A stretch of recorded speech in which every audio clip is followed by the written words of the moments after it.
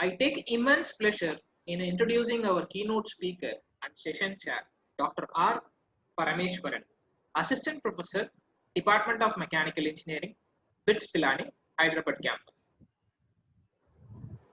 Dr. Parameshwaran Rajagopalan is recognized as one of the leading researchers in India in the field of nanomaterials based thermal energy storage for sustainable buildings. He is now placed at the fourth position among the top researchers in the country in the said field based on the Scopus database. He received his BE degree with distinction in mechanical engineering from Bharatiyar University. He obtained his ME in refrigeration and air conditioning from Anna University, Chennai. He received a PhD degree in mechanical engineering from the same university in the year of 2014. His research interests include thermal energy storage, nanomaterials, nanoscale, heat transport, smart and sustainable buildings. His active research contributions on thermal energy storage systems using nanomaterials have made him to publish good research outcomes in referred international journals. To add to his research credentials, he has also authored book chapters on thermal energy storage in building using nanomaterials. He is a recipient of the prestigious Japan Society for the Promotion of Science postdoctoral fellowship for carrying out his in 2021. His research efforts have been duly recognized and appreciated in industry in terms of a Best Paper Award. He is also a recipient of a 5th Dry Air Awards for Excellence in HVAC and R in 2010 for innovative and outstanding research project work. Welcome you, sir. Thanks a lot, Dr. Leela. Yeah, very good afternoon to one and all. So it's my great honor and pleasure to be as a keynote speaker for this international conference on technological advancements in mechanical engineering 2021. So it's indeed, I thank all the organizers of this particular conference and especially Dr. Madesh for taking this initiative in conducting this conference, and it's going very smoothly and very nicely.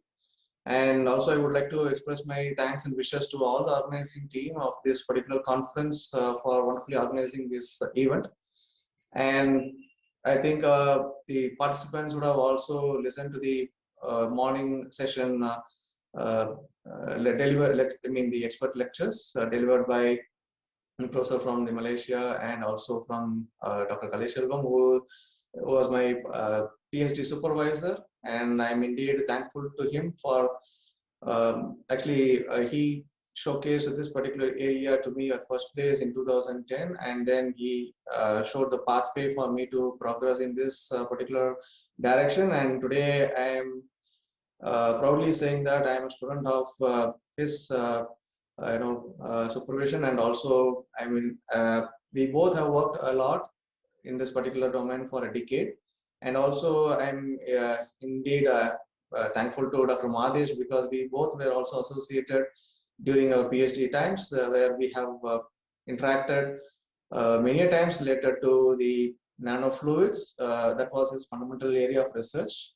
And we both were again worked under Professor Kaleshelvam sir. So we are really thankful to sir in the sense that he not only showed us the direction for the new area, but also he was very much supportive, so that we are now in a good position. So again, I would express my thanks to Dr. Kaleshelvam. He is my professor. And in the morning session, I think the participants would have got a wonderful clarity about the energy technologies, and also many insights about the thermal energy storage systems, and also mainly into nanomaterials and all. So both the eminent speakers who spoke in the morning related to this particular conference, they were completely emphasizing about the importance of the energy and also the technologies which are available for extracting the energy and then making use of them for real-time applications. And many things have been shared in the morning sessions. So in continuation with that, I would be now taking you all through a detailed or I would say that I'll say a detailed overview, I would say, related to the thermal energy storage systems. Okay, so Madesh sir, with your permission, I would like to switch off my camera because of the bandwidth reasons. Yes, sir. Yes, please, sir. Please. Yeah, for the internet reasons, I'm just muting my camera. Sure, sir. Yeah. And I would also thank Dr. Leela for giving a good introduction about myself. So now let me please go into the topic of discussion for today. So thermal energy storage systems. So the presentation flow goes in this way. So first I would be dealing with energy scenario, the demand and energy consumption, and then especially the energy which is going to be completely consumed in buildings. I'll be showing you some statistics on that. And then the concept of sustainability, green buildings, and low carbon technologies. Thanks to Professor Kalesalam sir, morning sir has given wonderful overview about the green buildings, and also I would give again a detailed definition for these three things, and then I would go into the thermal energy storage systems and their fundamentals, and then some interesting aspects about phase change materials, and when they are amalgamated with nanotechnology, how they are going to be performing those things, and all we are going to be discussing. You may be the participants, especially you may be wondering, like morning also we were discussing about something related to energy, and afternoon session is also programmed in this way. Nothing wrong in it, I would say, because whatever we do, but we need to actually have some sort of energy. Energy means it is like some stuff to progress with, right? So we need to actually have some. If you want to do something, we need to have energy. So let it be it's a mechanical engineering application, let it be electrical engineering application, whatever may be the application which is going to be just fulfilling the criteria for us. So everything and anything that requires the energy, right? So again, the emphasis was given much about the buildings, because across the globe, if you take out the statistics, it says that almost 25% to 30% of the total energy which is synthesized is getting involved into buildings. Buildings in the sense like we would actually think of air conditioning systems or something like that. No, each and every part and parcel of the material with which the buildings have been constructed, and also the entities present inside the building, they are all going to be acting as the energy consuming devices or entities. Okay, so based on these criteria, so there is a huge impact which is going to be directly going to be there added to the environment through these buildings. And if they are made sustainable, and if they are built with a good quality materials, and if they are energy efficient, yes, we can actually conserve a good amount of energy, and we can devote it for some other useful applications within the building, or it can also be routed to some other decentralized applications. So now let me please showcase to you the energy scenario. The primary energy demand, which is going to be categorized in terms of the end use sector, as well as with respect to the region, and also with respect to the fuel. So the important point which you please make note of from this particular slide is that as long as you see that these are the major 4 areas or sectors which are going to be consuming huge amount of energy: transportation, industry, non-combusted, that means the miscellaneous areas, and then the buildings. So buildings as such, it's one of the most, or it's one of the major sectors which is going to consume a lot of energy. And if you look at the statistics projected from 1970, predicted and then projected, so till 2020, and then the 2040 data is also presented to you. So if you look at the energy consumption, primary energy consumption, buildings are also contributing towards 1/3 to 1/4 of the total energy being synthesized. So across the regions, if you look at, so the countries which are going to be having more energy consumption is also being presented here. And across the fuel, if you look at it, so starting from the renewables, hydro, nuclear, coal, gas, oil, so these are all going to be again adding to some extent. They're going to be supplementing the energy demand, and they're going to coping up with to some extent how the energy demand can be reduced. And if you look at in terms of the units, so 1 ton of oil equivalent, that is equivalent to 42 gigajoules, or it is equivalent to 11.63 megawatt hour. Now you could see that all these values are in terms of billion tons of oil equivalent. So 20 billion tons of oil equivalent. 1 ton of oil equivalent is equal to 42 gigajoules. Okay, so you can now multiply this with 20, this factor with this number 20, and so you can imagine like how much energy demand is already there, and in that energy demand, how these sectors are going to play a vital role and how they are consuming the energy. So this is a very, very important thing to be understood. Let it be, you may be a design engineer and you may be designing a robo, or you may be a mechanical engineer who will be designing an heat exchanger, come what may, or irrespective of any application, whatever you do, you need to have some sort of energy. If you are a design engineer going to produce a robot, then what is the fundamental component that are involved in fabricating that robot? Again, it is coming from the synthesis of the primary energy and the consumption of the primary energy.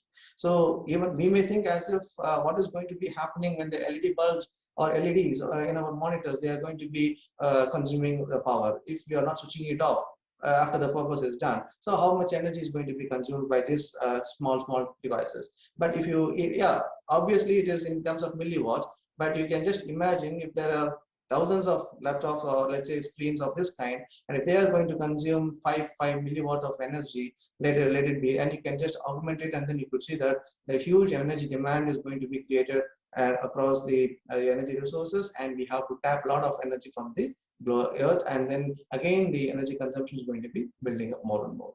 So throughout the sessions you are being told about the energy. So energy is an important thing to be considered. So if you're a mechanical engineer and you're going to come up with new novel ideas in future, so before you do something, you please begin your journey from this particular word called energy. Okay, and again this chart shows how the global energy consumption is getting distributed. So the types of fuel, and then the types of region, and the end use sector in terms of residential, commercial, industrial, and then transportation, other sectors, and then it goes into the economic aspects, and then the pricing. So all these things are now going to be added towards the global total energy consumption. So it's not like somewhere somebody is producing the energy and we are just like that using it. No, everything actually has its own impact, implications throughout its journey, starting from the extraction of the energy from the ground or from the air or whatever may be the resources. From that point onwards to the end user, let's say if you're going to charge your mobile phone,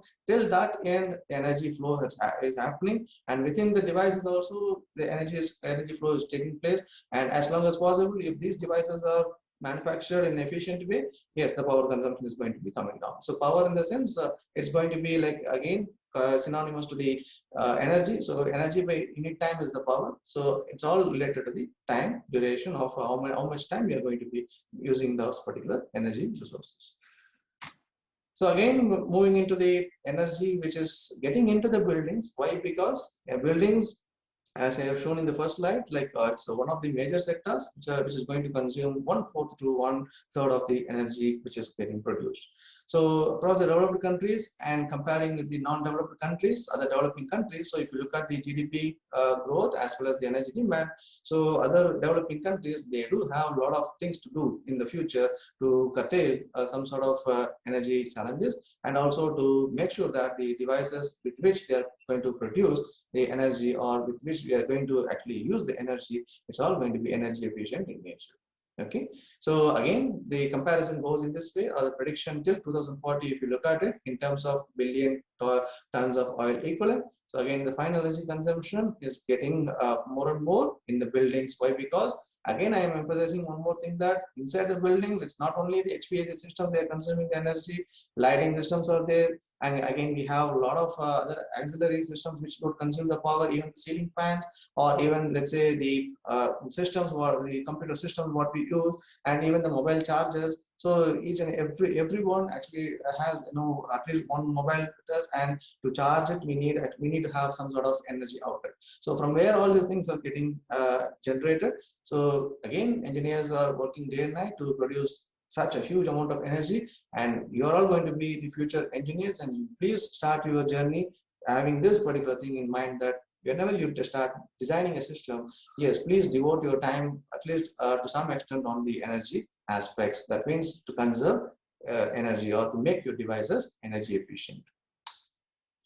So I will just stay in this particular slide for a second, I mean for half a minute, because this is another important word, I mean the term which you need to understand about the design of any system. So sustainability, as per the Oxford Dictionary, if you look at the meaning, so it is nothing but the capable of being borne or endured, supportable, bearable, and also it is very generic meaning. That means being upheld or defended or maintained. So if you want to maintain something, so it can be called as sustainability. But as per the engineering terms, Foster and partners, they actually coined this particular term called sustainable design in 1997, and they actually came up with this statement that creation of buildings which are energy efficient, healthy, comfortable, also flexible in use and designed for long life. That means the buildings which are going to be constructed, so they have to be energy efficient. Each and every entity, even the materials with which the buildings are constructed, they have to be energy efficient in nature, and then a suitable healthy environment should be prevailing, and also it should create a good comfort for the occupants inside, and also it should be having a flexible use and the design, and it should be designed in the sense that the buildings, their structure should be should be there for at least for 100 years or more. Okay, so in such way the buildings are need to be constructed. And again, Edwards in 2004, he came up with another definition for sustainable materials. So whenever we deal with anything, again, I would just take an example of the robo. A robo, in the sense like it consists of several components present in it, and each and every component, again, if you microscopically look at it, it's all made up of some kind of a material or combinations of a few other materials. So if these materials are properly selected, and if these materials are properly designed, and if they are combined in a proper way, yes, we can actually have them as a sustainable material. Sustainable in the sense, as I said, like today we are enjoying the benefits which our forefathers had lived. So tomorrow we have to give it back to the future generation. So the future generation should not be cursing us that we have exhausted all the energy. So we have to now think and plan in each and every in each and every part and parcel of our life that everything is going to be sustainable in nature. So sustainable materials, the materials and the construction products that are healthy, durable, resource efficient, and manufactured with regard to the minimizing environmental impact. That is most important thing to be noted down. So environmental impact should be kept at the minimum. So those who are working on the materials, you please consider this, that whatever that you want to fabricate, or you want to produce a new machine, or whatever that you are having your idea in your mind, so please make it more sustainable in nature, and more importantly, like environmentally, it should be a safer material. Tomorrow if these things are going to be discarded or they have to be recycled, yes, these materials should cope up to that. Okay. So green buildings, morning professor had nicely given a wonderful lecture about the green buildings. So I'm just going to define only this term green buildings, and basically as per the World Green Building Council is considered. So a green building is a building in its design, construction or operation that has a minimum amount of energy impact, and also it is going to have a very low level of negative impacts of energy, and also it is going to create very positive impact on our climate and natural environment. So in a nutshell, if you want to ask me, I would say that a green building is a building where everything is already set and the sustainability is already met out. And sustainability not only at the building level, but from the global level we are talking about. Again, into the green building materials, there are certain selection criteria. What are they? Number one is the resource efficiency. Second one is the indoor air quality. Third one is energy efficiency. And in that, the phase change materials, that is the heat storage materials, are coming into, and then water conservation, and then affordability. So all these 5 criteria, they are very much important for us to exercise whenever we start designing the green building, or whenever we are doing any research on green building materials. Now let me again give you an overview of the sustainable thermal energy storage systems. So they would include low energy thermal storage, low carbon thermal storage, geothermal, wind thermal cold storage, and hybrid thermal energy storage systems, and combined heat and power thermal storage. So why I'm again clubbing this word thermal storage with all this kind of energy resources is that, like, the thermal energy storage is one of the bigger area where huge amount of research are going on, and it acts like a thermal buffer in between the demand and the source. So for example, if you want to conserve the energy, and if you have a lot of energy with you, and if that energy need not be wasted, yes, there is a solution for that. So thermal energy storage comes into picture. There are a number of materials which are capable of storing the energy and discharging the energy back to the environment whenever it is required. It is as simple as that to understand in this way. So like for example, you all must be having your laptops or systems. Okay, so you may be if it is a desktop, definitely you should be having an UPS with you. So what is the purpose of UPS? In case if the supply is getting shut off, so your work will not get interrupted, and still you can run your machine for some more time. That means the energy is getting stored in the form of electrical energy there, right? So similarly here also, this particular system, or let's say thermal energy storage, this acts like a buffer in between the source and the demand. For example, if you want to store, let's say you are on a sunny day and you want to have hot water and you don't want to burn the fuel unnecessarily, so you have natural resource available, and if you want to tap that energy from the sun, what you can do, you can devise a mechanism between the source and the system, and what means source and the end users. So this thermal energy storage can actually help you in terms of absorbing this energy from the sun, and then it can store within it, and during the day also you can tap the energy from this device, or during night time if you want to heat the space where you are living, or if you want to make use of the hot water applications, yes, the energy is already available. So throughout the day you are not going to be running out of the energy resources. So during the daytime, probably you may be depending upon the primary energy resources. During the night time, from the primary energy resources, the stored energy can be reutilized. So for that, you need to have a system in place. That is what is called thermal energy storage system. And if you want to compare the low carbon technologies, how they are beneficial and how, to what extent these things are going to be favorable. So this particular thing actually, it gives a lot of insight about it. So if you want to take an example of the solar thermal energy based systems, so they have a little contribution, or let's say medium to low level of contribution towards saving the CO2 levels, and they are actually having a very low location or local factors involving, because whenever we talk about solar based systems, be it a thermal or a PV system, they all are dependent on the solar energy, and they are intermittent in nature. We cannot ascertain that throughout the day the solar radiation is going to be available.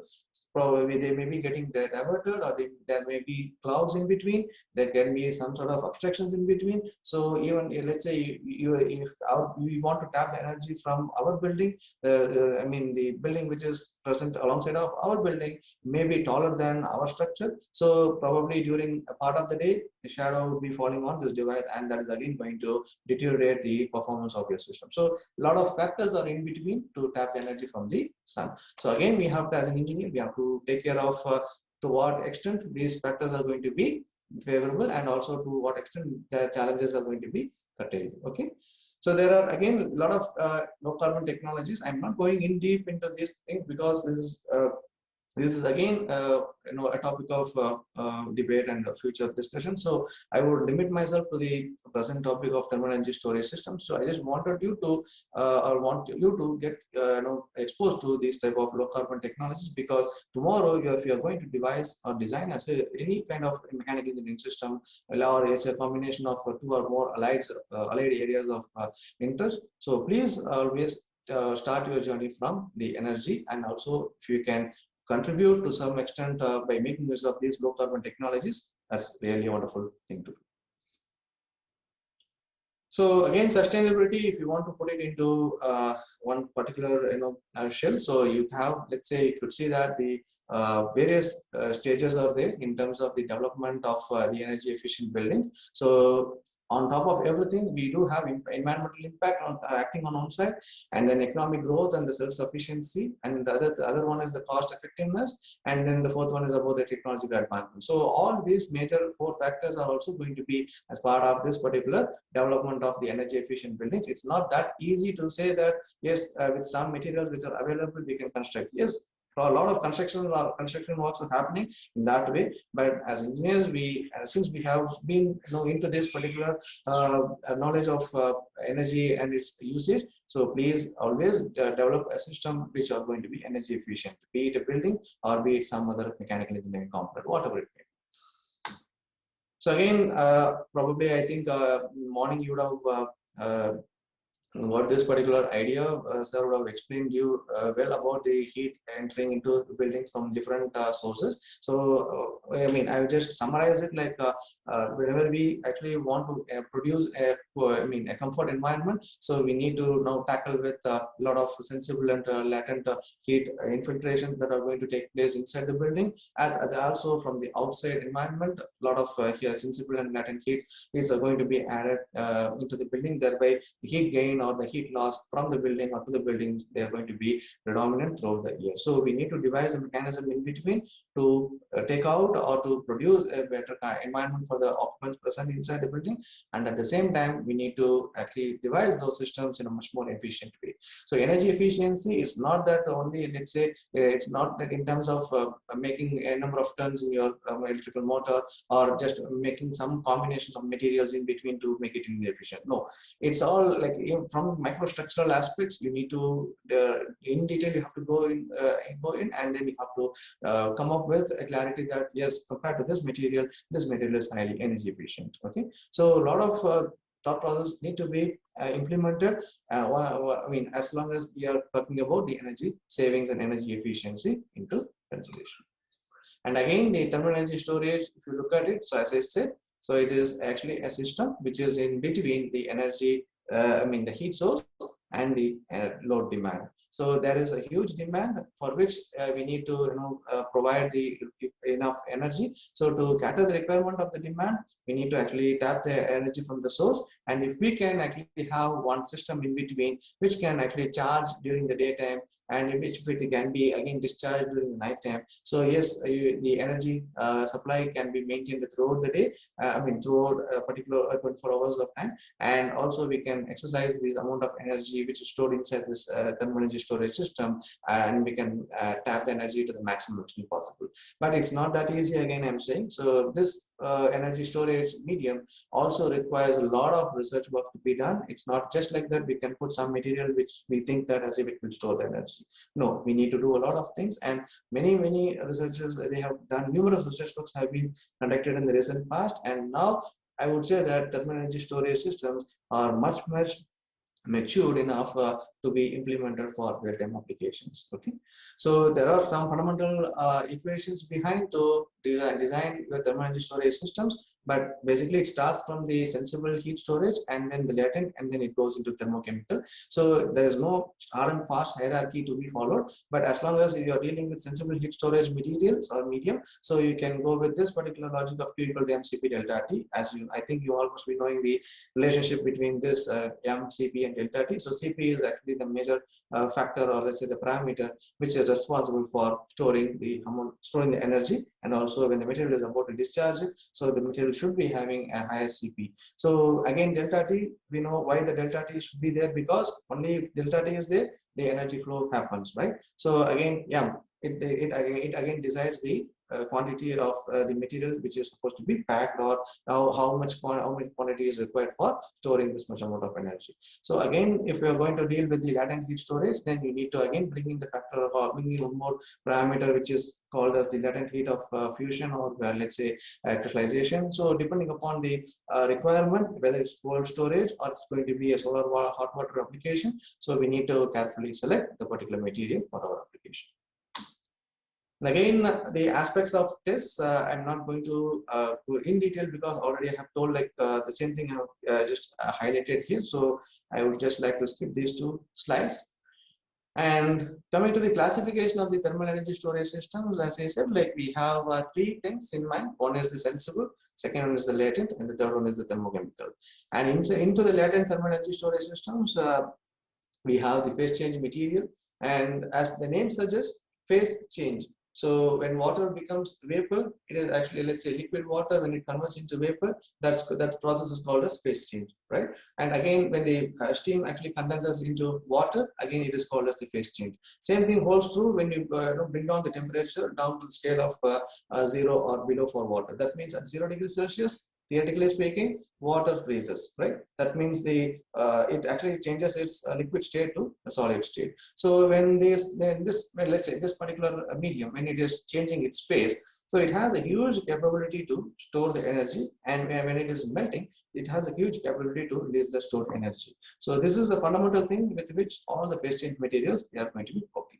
And why I'm emphasizing only, on phase change material, it's not that I'm working in this area for a domain, for a decade along with my professor, but this is one of the matured area where a lot of research works have been conducted, published, and then they are seen in reality, and they are really giving a wonderful results to the clients as well as to the stakeholders. So whenever we want to actually store some amount of energy, thermal energy, so we need to actually go for a good choice would be to go for a phase change material. There is one more energy storage which is actually an upcoming area called thermochemical energy storage. It deals at large with the respect to different combinations of chemical materials, and when they are associated and when they are dissociated, so the energy storage and discharge happens. That means, let's say when you're removing the water molecule from the particular material, probably you can store the energy, or when you are again dumping the water molecule into the material, you can actually tap the energy from it. So it goes in the way like how chemical reactions would take place. And as the name suggests here, the sensible thermal energy storage means like if they are bulky in nature, and they actually take their own time to store the energy again. So compared to these two systems, sensible and thermochemical, latent heat storage or phase change material based test systems, they are highly appreciated, and they are reasonably found in the market, and we have a number of phase change materials available at affordable cost. So huge, I would say like enormous opportunity is available for you to make use of this kind of material for your application. So you may be wondering like whether this kind of material should be only used for thermal storage. No, wherever you have heat sources, for example, you can try this one, like your mobile phones are getting heated up nicely. So if you can come up with a solution where you can actually have some kind of material of this nature which can actually store the energy, and then it can dissipate it back to the environment without any harm, or it can even rejuvenate by itself by absorbing the energy. That's a wonderful thing to be done. So it's going to be a technology breakthrough, right? So it doesn't matter that we have to always it should not be understood that phase change materials are meant for only the mechanical domain and only for the thermal related fields. No, wherever you find heat sources, for example, if you are working in some electronics cooling application, if you are working on let's say solar or renewable energy based systems, yes, wherever you're coming across any heat source, yes, there is a huge possibility or opportunity which is available for you to tap the energy, store it for some time, and then reuse it back. Okay, so it's like a kind of energy which already it's available, you're storing it, and then you're using it back. That's so again, the levels of thermal energy storage design, this is slightly, it's a higher end to be understood, but I would just again take you through some basic things about the plant level, component level, and system level designs. So whenever we deal with the test systems, so the designs should be either in terms of the plant level, or it should be in terms of the component level, or it should be in terms of the system level, or I would say that if all these three entities are combined together, that's going to become a wonderful design, and it's going to last long forever. Okay, so whether it should be a plant level or component level or system level, that is the call to be taken by the design engineers. Okay, so and depending upon the application, and as I said, like if you want to pull down your processors, and if you want to place your phase change materials in play in between the the processors, yes, you have to first consider whether it is at the plant level, or it is at the chip level design, or it should be overall design. Okay, So again, moving into the low carbon technologies, so concentrated solar power plants, they do use these thermal energy storage systems. As such, as I said, like waste change materials, they have a wider temperature ranges starting from negative temperatures of -50 onwards to even 350 degrees Celsius also. So when we talk about in terms of the multitudes of power generation, then thermal energy storage systems, they are also put into place. And from the, let's say, if you want to extract the energy from the sun, and the solar panels or the receivers are kept in a huge area, and if they are going to be focusing the radiation absorbed from the sun towards the heliostat, and inside the heliostat you will be having a thermal storage unit wherein the phase change material is going to be placed, and that phase change material will actually undergo melting process, and then it actually melts down, and then it actually flows, and this particular energy which it has absorbed can now be exchanged by means of several heat exchanges. And yes, for sure that the power generation can take place when this material, when this fluid undergoes expansion over the turbine. So a huge amount of huge research opportunities are available, and in developed countries like Denmark, Spain, and all. So we have witnessed that these kind of systems are put into place, and they are working well, and they are actually supplementing the primary energy resources to a greater extent. So those are developed countries, I would say, but yes, countries like India and some Asian countries. So we need to now think of how to amalgamate the renewable energy resources with these kind of thermal energy systems, so that the energy or the dependency on the fossil fuels can be kept at minimum. So these are all wonderful opportunities which are available for us to exercise, and we as design engineers should think in this direction to develop our systems in a much more energy efficient way.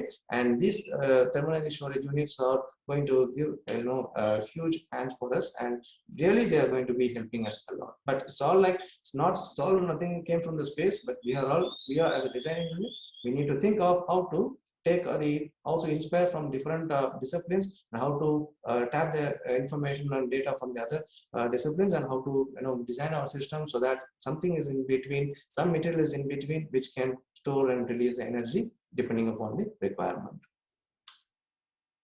Right. Yeah, for the want of time, I would just skip a few slides because these are all something related to more thermal energy storage systems. I mean, in-depth analysis about the thermal energy storage systems. But yeah, coming to the properties of PCM, so phase change material. So there are four major things which we need to understand. So starting from the thermophysical properties, thermo and physical. So thermo means it is related to the thermal aspects, heat and other laid areas, and then physical properties in the sense like their fundamental properties like the congruency, or let's say the phase transition, and also the volumetric capacity change, the density of the material. All these things comes under the physical properties. So thermo and physical, combination of thermal and physical properties, they have to be matching with each other. So whenever we select a material and that is meant for storing or releasing the energy, so first and foremost thing what we need to understand is that about its fusion temperature.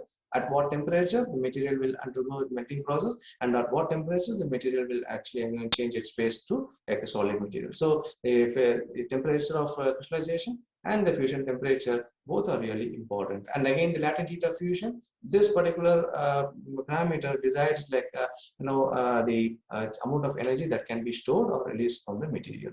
And then the specific heat capacity, that's actually like an avenue through which the latent heat of fusion also takes place, and it actually grades the material to what extent the material would be efficient enough in absorbing and or discharging the energy which it has absorbed. I mean, which when the energy is applied to the material, how much it can hold. So that's what is the major thing which we need to investigate. And then into the kinetic properties, the aim is a microscopic level of investigation which we need to do. How fast the material will undergo the nucleation process, and how low the supercooling degree is going to be there, and how fast the heat transfer is going to take place. For example, if your intention is that to store the cold energy during the night time, and you want to use it for the for cooling your buildings during the daytime. So if your material is yet to freeze, then it means that the material has undergone a lot of supercooling. That means it is undergoing a higher supercooling degree effect. So it has to be minimized. And again, if the material is capable of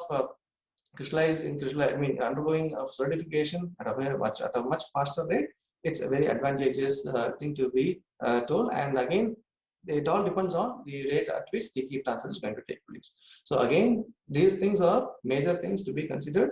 And into the chemical properties, if you look at it, any material, any packaging material, if you want to put into the application, so they have to be non-corrosive in nature, non-flammable, and they should not explode when they are even subjected to high temperatures. And again, they should have very good molecular, intermolecular association or bonding, and also they have to be non-toxic. So this non-toxicity, we are not going to taste the material, but when it is thrown out into the environment, for example, for some reason, okay, so these materials, they should not actually harm the environment. This is the place where I was referring to the term sustainability comes into picture. So it should be environment friendly, and at the same time, being a chemical based material, so it should actually exhibit a higher chemical stability, and that too, it should be for a longer period. And again, as we know, anything and everything actually involves cost factors. So the material which we are going to select for our application is going to be, it should be cost effective in nature, and also it should be highly recyclable material by its nature, and also it should be available in plenty. And again, one more emphasis given on the eco-friendliness of the material. So if all these four major areas are covered, or the four major entities are covered, fulfilled, then that particular PCM is going to work very well for us for any sort of application that we are intending. Okay, so let me, sir, time is there for me. Maybe can I extend it for another 10 more minutes? Yeah.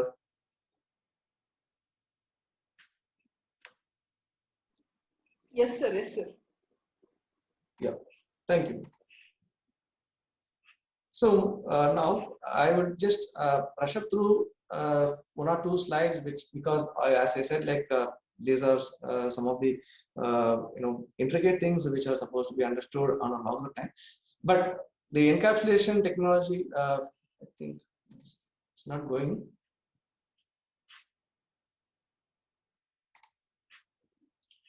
Are you able to look at the title of the slide? Yes, sir. Yes, sir. Okay. Okay, something is blocking here for me. Anyways, so the encapsulation of PCM in the sense, like whenever we actually integrate the PCM, let it be in buildings or into any components to say.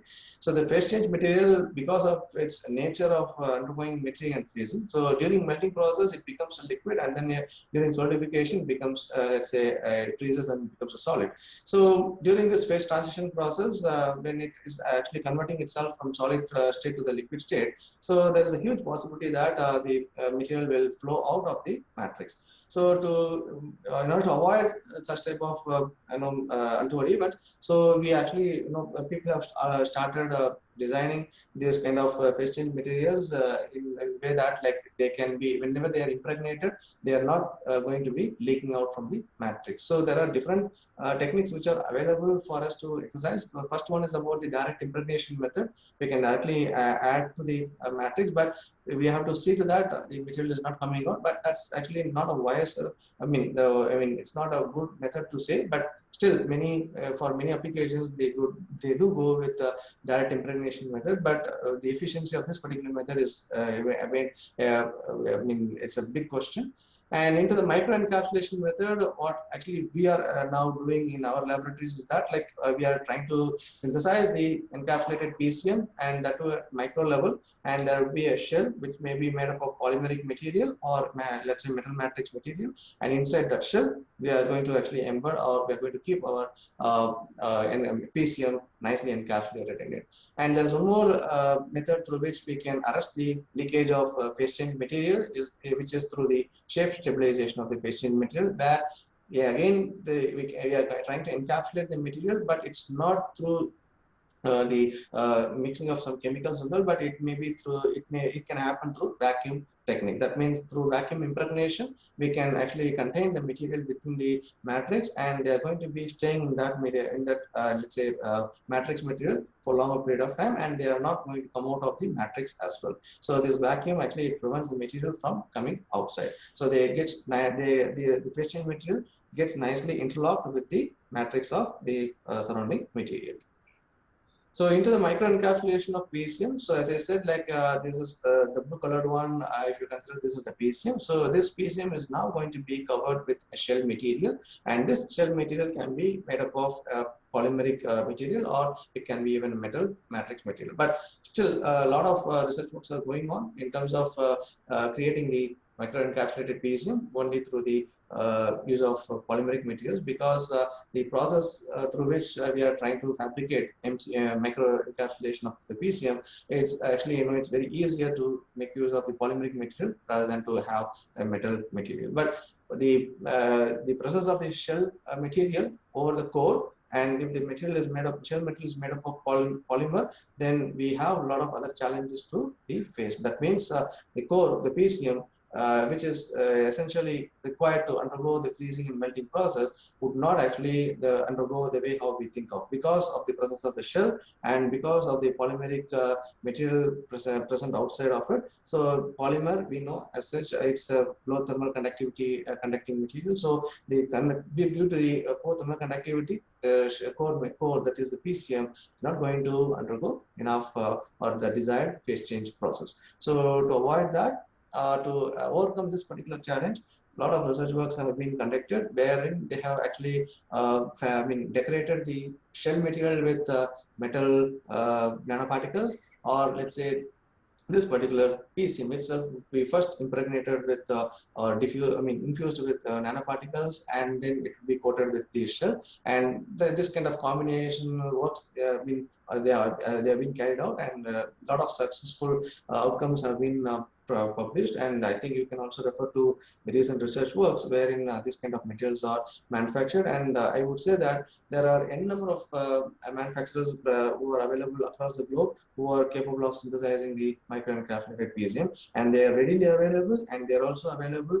in different temperature ranges. For example, if you want to condition the space where you are living, and if you want to maintain the comfort environment for you, yes, microencapsulated PCMs of the having the temperature range of 22 to 26 degrees Celsius, they are available. And if you want to put it for cold storage, if you want to take these micro PCMs to the temperature of -20 or -15 or even -10 also, yes, the manufacturers are available, and they are producing these kind of capsules. So it's not a very new thing, I would say, but it's a very mature technology. But there are a lot of avenues through which we can come up with a lot of novelty in creating the microencapsulated PCMs. So this is actually one of our research works which was published in the recent times, wherein we have synthesized the microencapsulated PCM, and that particular PCM was encapsulated with melamine formaldehyde as a shell, and again the process of NaOH and water in a particular combination. So when these pre-polymer and the monomer solutions, they were mixed together in the presence of a surfactant, they were in a position to actually produce the shell over the PCM. And again, this to expedite the process of encapsulation, we have used the ammonium chloride solution, and to some calculations we have used it. So we were really successful enough to produce the microencapsulated PCM for our application. So this is the micro graph of the PCM which we have synthesized in our lab. And our research team is working nicely towards now preparing the microencapsulated PCMs, and we have standardized the reaction also. And we are now trying to prepare nano-encapsulated PCMs. That is the next target which we are having. And you could see as if how nicely they have formed like nice balls. And these balls, like the outer shell, the one which you are looking at it here is the surface morphology of the MPCM, micro PCM. And inside this shell, we have the PCM, and we have also characterized these materials, and we have confirmed that the PCM is nicely present inside the shell material. And we have even tested it in our laboratory, and the air conditioning systems, yes, they are actually giving us a lot of wonderful energy savings as such when they are undergoing phase transition process.